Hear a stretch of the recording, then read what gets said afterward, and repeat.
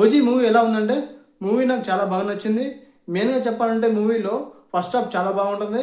First half మొత్తం కూడా మంచి స్టోరీ సెటప్, సుజిత్ తాలూకు స్క్రీన్ ప్లే, మంచి డైరెక్షన్ బాగుంటుంది.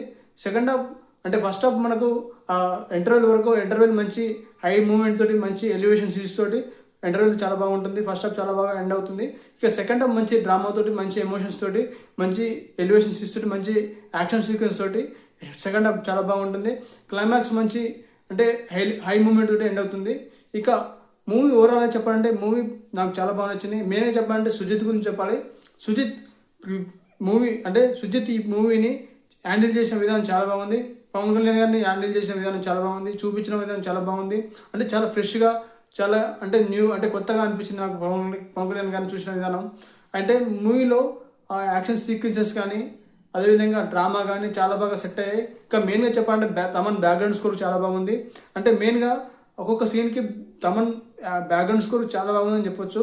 ఇక ఈ మూవీలో యాక్ట్ చేసిన ఇక ఇమ్రాన్ చాలా బాగా అంటే విలన్గా చాలా బాగా సెట్ అయ్యారు. విలన్ వచ్చేటప్పుడు బ్యాక్గ్రౌండ్ స్కోర్ చాలా బాగుంది. మూవీ ఓవరాల్గా చెప్పాలంటే సుజిత్ మేక్ ఓవర్, పవన్ కళ్యాణ్ గారి స్వాగ్, అదేవిధంగా తమన్ బ్యాక్గ్రౌండ్ స్కోర్ యాడ్ అయితే మూవీ ఎలా ఉందంటే సూపర్ ఉందని చెప్పొచ్చు. మూవీ బాగుంది. సుజిత్ ఎక్కడ కూడా తన అంటే ఫస్ట్ నుంచి ఎండింగ్ వరకు కూడా ఏదైతే స్టోరీ చెప్పాలనుకుంటో అదే స్టోరీని, పవన్ కళ్యాణ్ గారిని ఎలివేషన్ సీన్స్ని, యాక్షన్ సీక్వెన్స్ని, మాస్ ఎలిమెంట్స్ని ఎక్కడ కూడా తగ్గకుండా బాగా చూపించారు సుజిత్.